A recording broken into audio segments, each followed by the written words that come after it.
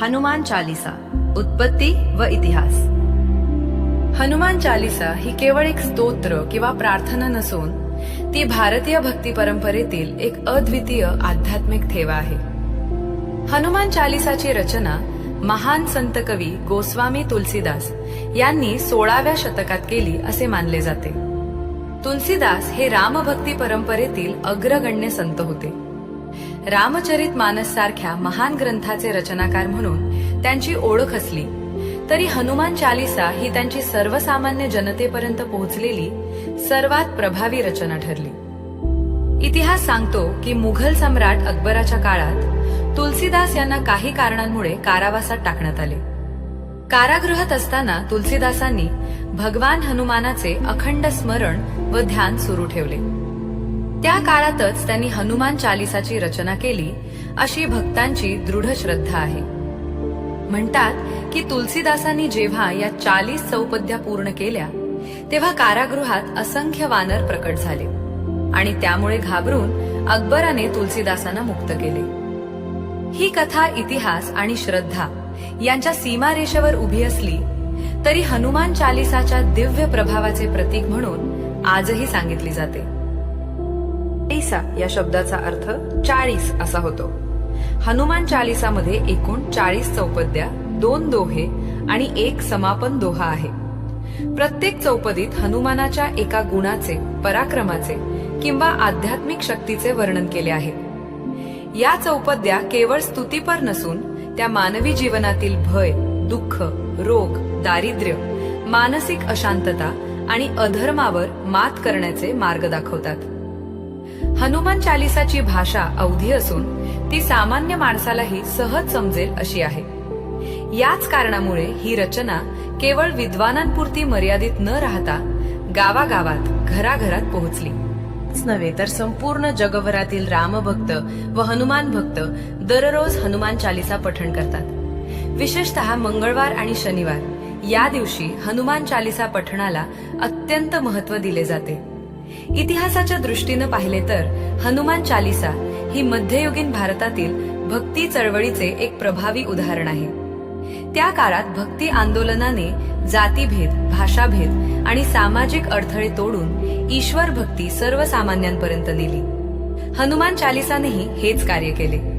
हनुमानाला केवळ बलवान देवता म्हणून नव्हे तर सेवा, निष्ठा, ब्रह्मचर्य, पराक्रम आणि विनय यांचा आदर्श म्हणून मानले गेले।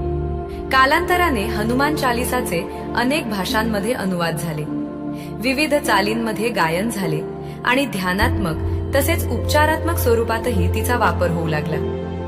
आज अनेक लोक मानसिक ताण, भीती, नकारात्मक विचार दूर करण्यासाठी हनुमान चालीसाचे नियमित पठण करतात। यामागे केवळ धार्मिक श्रद्धाच नाही तर शब्दांमधील सकारात्मक कंपन आणि मनावर होणारा शांत परिणामही कारणीभूत आहे।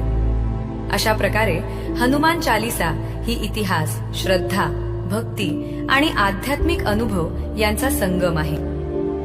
तिची उत्पत्ती एका संताच्या संकटातून झाली, पण आज ती कोट्यावधी लोकांसाठी आशेचा, शक्तीचा आणि विश्वासाचा दीप बनली आहे। म्हणूनच शतकानुशतके उलटून गेली तरी हनुमान चालीसाचे महत्त्व अजूनही तितकेच अढळ आहे। इतिहास समजून घेताना फक्त तिची रचना कधी झाली यावर न थांबता त्या काळातील सामाजिक, धार्मिक आणि मानसिक परिस्थिती देखील समजून घेणे अत्यंत महत्त्वाचे ठरते। गोस्वामी तुलसीदास ज्या काळात होऊन गेले तो काळ भारतासाठी अस्थिरतेचा होता। समाजात भीती, असुरक्षितता, अन्याय आणि अधर्म वाढत चालला होता। अशा काळात सामान्य माणसाला आधार देणारी, मनाला धीर देणारी आणि आत्मविश्वास जागवणारी भक्ती आवश्यक होती। हनुमान चालीसा ही याच गरजेपोटी जनतेपर्यंत पोहोचलेली एक दिव्य साधना ठरली। तुलसीदासांनी हनुमान चालीसामध्ये हनुमानाला केवळ रामाचा सेवक म्हणूनच नव्हे तर जीवन जगण्याचा आदर्श म्हणून सादर केले। हनुमान म्हणजे अपार शक्ती असूनही पूर्ण नम्रता, असीम ज्ञान असूनही अहंकार शून्यता आणि महान पराक्रम असूनही निरपेक्ष सेवा। हाच संदेश तुलसीदासांनी हनुमान चालीसाच्या प्रत्येक चौपदीतून दिला। त्यामुळेच हनुमान चालिसा ही फक्त देवाची स्तुती न राहता माणसाच्या अंतर्मनाला जागवणारा मार्गदर्शक ग्रंथ बनली। इतिहास सांगतो की त्या काळात बहुतेक धार्मिक ग्रंथ संस्कृतमध्ये असल्याने सामान्य लोकांना ते समजणे कठीण जात असे। अवधी भाषेचा वापर करून हनुमान चालिसा सर्वसामान्यांपर्यंत पोहोचवली। हीच तिची खरी क्रांती होती। घरातील वृद्ध, तरुण, स्त्रिया, शेतकरी, सैनिक प्रत्येक जण हनुमान चालिसा म्हणू लागला। यामुळे हनुमान भक्ती ही मंदिरांपुरती मर्यादित न राहता घराघरात रुजली। हनुमान चालिसाचा इतिहास पुढे जाताना दिसतो की अनेक संकटांच्या काळात या स्तोत्राने लोकांना मानसिक बळ दिले। युद्धकाळ, दुष्काळ, आजारपण, महामारी किंवा वैयक्तिक दुःख अशा प्रत्येक प्रसंगी हनुमान चालिसा पठणाला विशेष महत्त्व दिले गेले। लोकांचा असा विश्वास होता की हनुमान चालिसा पठणाने भीती नष्ट होते, आत्मविश्वास वाढतो आणि संकटातून मार्ग सापडतो। ही श्रद्धा पिढ्यानपिढ्या पुढे जात राहिली। कालांतराने हनुमान चालिसा केवळ उत्तर भारतापुरती मर्यादित राहिली नाही, ती महाराष्ट्र, गुजरात, कर्नाटक, तामिळनाडू तसेच भारताबाहेर नेपाळ, श्रीलंका, मॉरिशस, फिजी आणि इतर देशांमध्येही पोहोचली। जिथे जिथे रामभक्ती गेली तिथे तिथे हनुमान चालिसाने आपले स्थान निर्माण केले। हा तिच्या सार्वकालिक आणि सार्वत्रिक प्रभावाचा इतिहास आहे। आधुनिक युगातही हनुमान चालिसाचे महत्त्व कमी झालेले नाही, उलट ते अधिक वाढले आहे। तणावपूर्ण जीवन, स्पर्धा, भीती, नैराश्य यामुळे त्रस्त असलेले लोक हनुमान चालिसाकडे आशेने पाहतात। अनेक जण म्हणतात की रोज हनुमान चालिसा पठण केल्याने मन शांत होते, विचार स्पष्ट होतात आणि आत्मबल वाढते। इतिहास जरी जुन्या काळाचा असला तरी तिचा परिणाम आजही तितकाच जिवंत आहे। अशा प्रकारे हनुमान चालिसाचा इतिहास हा केवळ एका ग्रंथाचा इतिहास नाही, तर तो लोकांच्या श्रद्धेचा, संघर्षाचा आणि विश्वासाचा इतिहास आहे। संत तुलसीदासांच्या शब्दांनी सुरू झालेला हा प्रवास आजही अखंड चालू आहे आणि पुढील पिढ्यांनाही तोच प्रकाश देत राहील। इतिहास समजताना तिच्या रचनेमागील आध्यात्मिक हेतू अधिक खोलात जाणे आवश्यक आहे। गोस्वामी तुलसीदास हे केवळ कवी नव्हते, तर ते एक महान साधक होते। त्यांना समाजातील माणसाच्या अंतःकरणातील भीती, अशांतता आणि असहायता स्पष्टपणे जाणवत होती। म्हणूनच त्यांनी हनुमान चालिसा ही केवळ पठणासाठी नव्हे, तर साधना आणि आत्मोद्धाराचा मार्ग म्हणून निर्माण केली। हनुमान चालिसामध्ये हनुमानाचा जो इतिहास मांडला आहे तो रामायणातील घटनांपुरता मर्यादित नाही। हनुमान हे कालातीत तत्व म्हणून मांडले गेले आहेत। ते शक्तीचे प्रतीक आहेत, पण त्या शक्तीचा उपयोग सेवा आणि धर्मासाठी कसा करायचा हे ते शिकवतात। तुलसीदासांनी हनुमानाला रामाच्या चरणांशी पूर्णपणे समर्पित केलेला सेवक म्हणून दाखवून भक्ती म्हणजे अहंकाराचा त्याग आणि समर्पण हा संदेश दिला। इतिहास सांगतो की अनेक संतांनी आणि साधूंनी हनुमान चालिसाला रक्षा कवच म्हणून स्वीकारले। प्रवासाला निघताना, युद्धात जाण्यापूर्वी किंवा कोणत्याही संकटात सापडताना हनुमान चालिसा पठण केले जाईल। हनुमान चालिसा म्हणजे केवळ शब्दांचा संग्रह नसून ती एक ऊर्जेची साखळी आहे जाते। तिच्या नियमित पठणाने नकारात्मक शक्ती दूर होतात अशी लोकांची श्रद्धा राहिली आहे। कालांतराने हनुमान चालिसाचा प्रभाव लोककथांमध्ये, लोकसंगीतात आणि भक्तिपर परंपरेत रुजला। भजने, कीर्तने, हरिपाठ, अखंड नामस्मरण या सर्वांमध्ये हनुमान चालिसाला एक विशेष स्थान मिळाले। अनेक ठिकाणी मंगळवार आणि शनिवार हनुमान चालिसाचा सामूहिक जप केला जाऊ लागला। हा इतिहास केवळ धार्मिक नसून सामाजिक एकतेचा इतिहास देखील आहे। इतिहासात असेही आढळते की काही योद्धे आणि राजे युद्धात जाण्यापूर्वी हनुमान चालिसा पठण करत। त्यांना यातून मानसिक स्थैर्य आणि धैर्य मिळत असे।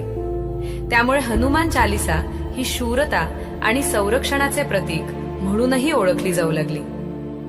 हनुमान म्हणजे निर्भयता आणि हनुमान चालिसा म्हणजे त्या निर्भयतेचा स्रोत अशी लोकांची धारणा बनली। आधुनिक काळात हनुमान चालिसाचा इतिहास एक नवीन वळण घेतो। रेडिओ, कॅसेट, दूरदर्शन आणि आता YouTube व सोशल मीडिया यांच्या माध्यमातून हनुमान चालीसा पुन्हा एकदा नव्या पिढीपर्यंत पोहोचली आहे. विविध राग, ध्यानात्मक स्वर, मंद लय, श्वसंगीत यामुळे तिचा प्रभाव अधिक गहिरा झाला आहे. इतिहासाच्या प्रवाहात बदल झाला, पण हनुमान चालीसाचे महत्व मात्र अढळ राहिले. अशा प्रकारे हनुमान चालीसाचा इतिहास हा काळाबरोबर पुढे जाणारा, पण मूळ मूल्यांशी निष्ठावान राहणारा इतिहास आहे. संत तुलसीदासांनी दिलेला हा भक्तीचा वारसा आजही तितकाच प्रभावी आहे आणि भविष्यातही तो मानवाला मार्गदर्शन करत राहील. लोकश्रद्धा, चमत्कार व अनुभव. हनुमान चालीसा केवळ ग्रंथात बंदिस्त राहिलेली रचना नाही, तर ती लोकांच्या जगण्यात उतरलेली श्रद्धा आहे. शतकानुशतके सामान्य माणसाने आपल्या दुःखात, संकटात, आजारात आणि भीतीत हनुमान चालीसाला आधार मानला आहे. म्हणूनच तिचा इतिहास वाचताना केवळ ग्रंथांचा उल्लेख पुरेसा ठरत नाही, तर लोकांनी अनुभवलेले चमत्कार आणि श्रद्धेची साखळी समजून घेणे अत्यंत आवश्यक आहे. भारताच्या विविध भागात अशी श्रद्धा आहे की भय, बाधा, ग्रहदोष, संकट, अपघाताची भीती किंवा मानसिक अशांतता यांवर हनुमान चालीसा हे प्रभावी कवच आहे. अनेक घरांमध्ये आजही संकटाच्या वेळी प्रथम देवळात न जाता घरात बसून हनुमान चालीसाचे पठण केले जाते. ही श्रद्धा कोणाच्या आदेशामुळे नाही, तर पिढ्यानपिढ्या आलेल्या अनुभवांमुळे तयार झाली आहे. लोककथांमध्ये असे अनेक उल्लेख सापडतात की गंभीर आजारातून बाहेर पडताना, अपघातातून वाचताना किंवा मोठ्या संकटातून मार्ग सापडताना लोकांनी हनुमान चालीसाचा आधार घेतला. काही जण सांगतात की घोर निराशेच्या क्षणी हनुमान चालीसा म्हणताना मन शांत झाले, स्पष्ट झाले आणि निर्णय घेण्याची शक्ती मिळाली. हा चमत्कार बाह्य नसून अंतर्मनात होणारा बदल आहे. ग्रामीण भागात आजही मंगळवार व शनिवार या दिवशी सामूहिक हनुमान चालीसा पठण केले जाते. संकट आले की संपूर्ण गाव एकत्र येऊन हनुमान चालीसा म्हणते. ही परंपरा फक्त देवासाठी नाही, तर समाजात एकतेची भावना निर्माण करण्यासाठीही महत्वाची ठरली आहे. हनुमान चालीसा ही अशा प्रकारे सामूहिक श्रद्धेचा आधारस्तंभ बनली. अनेक साधू संतांच्या अनुभव कथांमध्ये असे नमूद केले आहे की ध्यानाच्या अवस्थेत किंवा संकटाच्या क्षणी हनुमान चालीसाचे स्मरण केल्यावर भय नाहीसे झाले. काही जण म्हणतात हनुमान चालीसा म्हटली की एक अदृश्य शक्ती आपल्या भोवती संरक्षणाचे वलय तयार करते. हे विधान वैज्ञानिक पुराव्यांवर आधुनिक काळातही हनुमान चालीसाचे अनुभव बदललेले नाहीत, फक्त स्वरूप बदलले आहे. आजचा माणूस युद्ध किंवा दुष्काळाशी लढत नसला तरी तो तणाव, स्पर्धा, भीती आणि एकाकीपणाशी लढतो. अशा वेळी अनेक लोक सांगतात की रोज हनुमान चालीसा ऐकल्याने किंवा म्हणल्याने मन स्थिर राहते, राग कमी होतो आणि आत्मविश्वास वाढतो. हा चमत्कार म्हणजे मनाची चिकित्सा आहे. हनुमान चालीसाशी संबंधित चमत्कारांचा अर्थ अंधश्रद्धा म्हणून पाहण्याऐवजी त्यामागील भावनिक आणि मानसिक शक्ती समजून घेणे अधिक महत्वाचे आहे. जेव्हा माणूस पूर्ण श्रद्धेने एखाद्या गोष्टीला धरून राहतो, तेव्हा त्याच्या मनात भीतीऐवजी धैर्य निर्माण होते. हनुमान चालीसा हीच धैर्याची ज्योत आहे. म्हणूनच हनुमान चालीसाचे खरे चमत्कार हे बाहेर घडणाऱ्या घटनांमध्ये नसून आत घडणाऱ्या परिवर्तनात आहेत. भयातून विश्वासाकडे, अशांततेतून शांततेकडे आणि दुर्बलतेतून सामर्थ्याकडे नेणारा हा प्रवास म्हणजेच हनुमान चालीसाचा जिवंत इतिहास आहे. हनुमान चालीसा आणि रामायणातील घटनांचा संबंध हनुमान चालीसा समजून घ्यायची असेल तर रामायणातील हनुमानाचे चरित्र मनाच्या डोळ्यांनी पाहणे आवश्यक आहे. कारण हनुमान चालीसामधील प्रत्येक चौपदी ही रामायणातील एखाद्या घटनेचे स्मरण आहे. तुलसीदासांनी हनुमानाच्या पराक्रमांचे वर्णन करताना केवळ कथा सांगितली नाही, तर त्या कथेमधून मानवी जीवनासाठी आवश्यक असलेले गुण अधोरेखित केले. हनुमान चालीसाची सुरुवातच जय हनुमान ज्ञान गुण सागर या ओळीने होते. ही ओळ रामायणातील त्या क्षणाची आठवण करून देते जेव्हा हनुमान आपल्या अपार ज्ञानामुळे रामाला आणि सुग्रीवाला मदत करतात. हनुमान हे केवळ बलवान नव्हते, तर अत्यंत बुद्धिमान आणि विवेकी होते. सीतेचा शोध घेताना त्यांनी दाखवलेली सुज्ञता, संयम आणि योग्य वेळेची जाण ही त्यांच्या ज्ञानाचे प्रत्यक्ष उदाहरण आहे. रामदूत अतुलित बलधामा ही चौपदी रामायणातील हनुमानाच्या ओळखीचे सार सांगते. रामाचे दूत म्हणून हनुमानाने स्वतःला पूर्णपणे विसरले आणि राम कार्यालाच जीवनाचा उद्देश बनवले. लंकेत प्रवेश करताना, अशोकवनात सीतेला भेटताना आणि रावणासमोर उभे राहताना दाखवलेले धैर्य रामायणातील अविस्मरणीय प्रसंग आहेत. हनुमान चालीसा या सर्व घटनांचा संक्षिप्त पण सखोल सार आहे. लाय सजीवन लखन जियाये ही ओळ रामायणातील सर्वात भावस्पर्शी घटनांपैकी एकाशी संबंधित आहे. लक्ष्मण मूर्छित झाल्यावर हनुमान हिमालयावरून संजीवनी औषधी आणतात. हा प्रसंग केवळ शक्तीचा नाही, तर समर्पणाचा आणि तत्परतेचा आहे. हनुमान चालीसा या एका ओळीमध्ये हनुमानाच्या अपार शक्तीबरोबरच त्यांच्या सेवाभावाचे दर्शन घडते.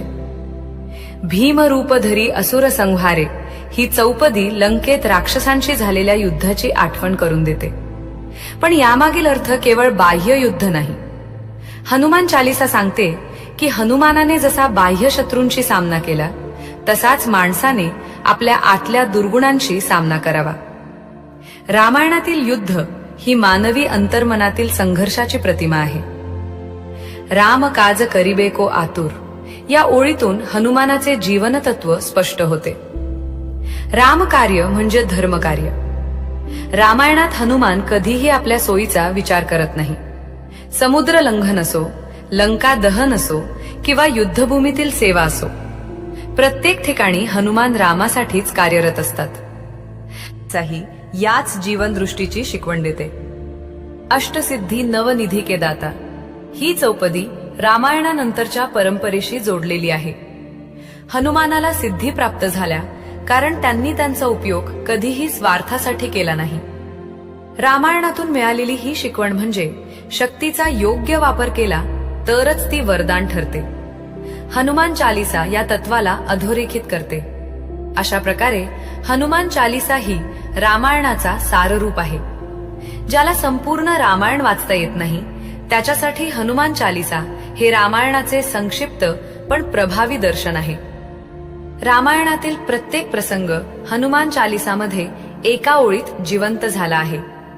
म्हणूनच हनुमान चालीसा पठण करताना जर मनाने रामायणातील हनुमानाचे पराक्रम आठवले, तर त्या शब्दांचा प्रभाव अधिक खोलवर उतरतो.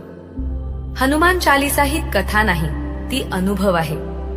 रामायणातून आजच्या जीवनात उतरलेला अनुभव. हनुमान चालीसा मानसिक, आध्यात्मिक व ध्यानात्मक परिणाम. हनुमान चालीसाचा प्रभाव फक्त श्रद्धेपुरता मर्यादित नाही. तिचा खरा परिणाम माणसाच्या मन, विचार आणि चेतना यावर होतो. रोजच्या धावपळीच्या जीवनात मन सतत अस्वस्थ, घाबरलेले आणि विचारांच्या गर्दीत अडकलेले असते. अशा वेळी हनुमान चालीसा म्हणजे मनाला मिळालेली विश्रांती आहे. जेव्हा माणूस हनुमान चालीसा म्हणतो किंवा ऐकतो, तेव्हा त्याचा श्वास हळूहळू स्थिर होतो. शब्दांची लय, चौपद्यांची गती आणि दोह्यांची गंभीरता मनाला एकाच ठिकाणी स्थिर करतात. हा परिणाम ध्यानासारखाच असतो. म्हणूनच अनेक साधक हनुमान चालीसाला सोपे ध्यान मानतात.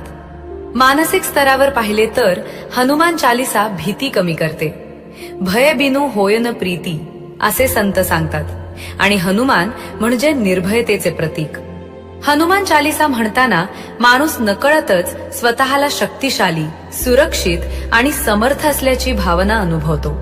ही भावना म्हणजे आत्मविश्वासाची पायाभरणी आहे. आध्यात्मिक दृष्टीने हनुमान चालीसा माणसाला अहंकारापासून मुक्त होण्याची दिशा दाखवते. हनुमानाचे संपूर्ण जीवन रामचरणी अर्पण झालेले आहे. चालीसामध्ये वारंवार येणारा सेवाभाव, नम्रता आणि समर्पण हा माणसाच्या आतल्या मीला हळूहळू विरघळवतो. याच अवस्थेला अध्यात्मात शांती म्हणतात. ध्यानात्मक परिणामांचा विचार केला तर हनुमान चालीसा पठण करताना मेंदूतील विचारांची गती मंदावते. मन भूतकाळात किंवा भविष्यकाळात न अडकता वर्तमानात स्थिर होते. हेच ध्यानाचे लक्षण आहे.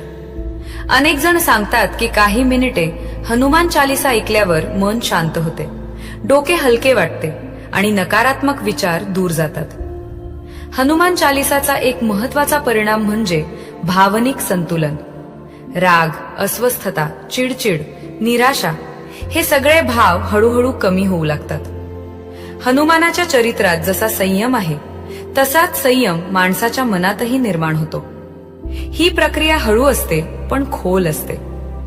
आध्यात्मिक साधनेत हनुमान चालीसाचा वापर अनेक जण सकाळी किंवा झोपण्यापूर्वी करतात. झोपण्यापूर्वी हनुमान चालीसा ऐकल्यास मनातील भीती निवळते आणि झोप अधिक शांत होते, असा अनुभव अनेकांनी सांगितला आहे. सकाळी पठण केल्यास दिवसभरासाठी मानसिक स्थैर्य आणि सकारात्मक ऊर्जा मिळते. ध्यानात्मक परिणाम हा कोणत्याही अंधश्रद्धेशी जोडलेला नाही. तो शब्द, लय आणि भाव यांच्या संगमातून निर्माण होणारा आंतरिक अनुभव आहे. म्हणूनच श्रद्धा असो वा नसो, हनुमान चालीसा ऐकणाऱ्या अनेक लोकांना शांतता अनुभवास येते. अशा प्रकारे हनुमान चालीसा ही केवळ देवाची प्रार्थना नाही, तर मनाच्या आरोग्यासाठीची आध्यात्मिक साधना आहे. तिचा खरा चमत्कार म्हणजे माणसाला बाहेरून काही मिळणे नाही, तर आतून काहीतरी हलके होणे. हनुमान चालीसा प्रत्येक चौपदीचा अर्थ व जीवनाशी संबंध. हनुमान चालीसामधील प्रत्येक चौपदी ही केवळ देवाची स्तुती नाही, तर ती मानवी जीवनासाठी दिलेली एक शिकवण आहे. तुलसीदासांनी शब्दात जे मांडले ते प्रत्यक्ष जगण्यात उतरवता येईल असे आहे. जय हनुमान ज्ञान गुणसागर ही पहिलीच ओळ सांगते की खरी शक्ती ही फक्त शरीरात नसून ज्ञान आणि सद्गुणांमध्ये असते. जीवनात पुढे जायचं असेल तर ताकदीपेक्षा शहाणपण आणि चारित्र्य महत्वाचं आहे. रामदूत अतुलित बलधामा. हनुमान स्वतः महान असूनही स्वतःला रामाचा दूत म्हणवतात. ही चौपदी शिकवते की जीवनात मोठेपण येतं ते सेवेतून, पदातून नाही. द्यावान गुणी अति चातुर. इथे हनुमानाचा गुण सांगताना तुलसीदास सांगतात, ज्ञान असूनही नम्रता ठेवली तरच ते ज्ञान लोकांच्या उपयोगाचं ठरतं. अहंकाराने ज्ञान नष्ट होतं. रामकाज करीबेको आतुर. हनुमान कधीही काम पुढे ढकलत नाहीत. ही चौपदी आपल्याला शिकवते की कर्तव्य वेळेवर केलं तरच जीवनात समाधान मिळतं. लाय सजीवन लखन जियाये. ही चौपदी केवळ चमत्कार सांगत नाही, तर संकटाच्या क्षणी पूर्ण ताकद लावून धावून जाण्याची तयारी दाखवते. आपल्या जवळच्या माणसांसाठी आपण किती तत्पर आहोत हा प्रश्न ही चौपदी विचारते. भीमरूपधरी असुर संहारे. इथला असुर म्हणजे फक्त बाहेरचा शत्रू नाही, तर आपल्यातील राग, लोभ, भीती आणि आळसही आहे. हनुमान चालीसा सांगते, हे असुर जिंकले तरच बाह्य जग जिंकता येतं. अष्टसिद्धी नवनिधिके दाता. हनुमानाकडे सगळं असूनही ते कधी मागत नाहीत. ही चौपदी शिकवते की संपत्तीपेक्षा समाधान आणि संयम मोठे असतात. राम रसायन तुम्हरे पासा. राम नाम हेच हनुमानाचे सर्वस्व आहे.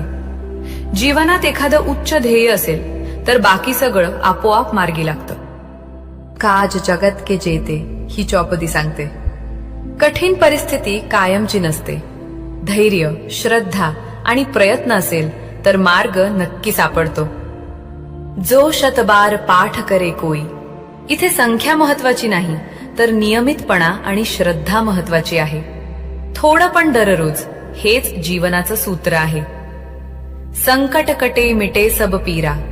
हनुमान चालीसाचा खरा अर्थ इथे पूर्ण होतो. संकट बाहेरचं असो वा आतलं, श्रद्धेने मन स्थिर केलं तर अर्ध संकट आपोआप संपतं. अंतिम समारोप. हनुमान चालीसा म्हणजे देवाला खुश करण्याचा मंत्र नाही, तर स्वतःला सावरण्याचा मार्ग आहे. ती आपल्याला शिकवते, शक्ती असूनही नम्र राहा, ज्ञान असूनही अहंकार टाळा, संकटात पडू नका, उभे राहा आणि सर्वात महत्वाचं, श्रद्धा सोडू नका. जर या संपूर्ण मालिकेमुळे तुमचं मन थोडंसं जरी शांत झालं असेल तर समजा हा प्रवास सफल झाला आहे. जय बजरंगबली, जय श्रीराम.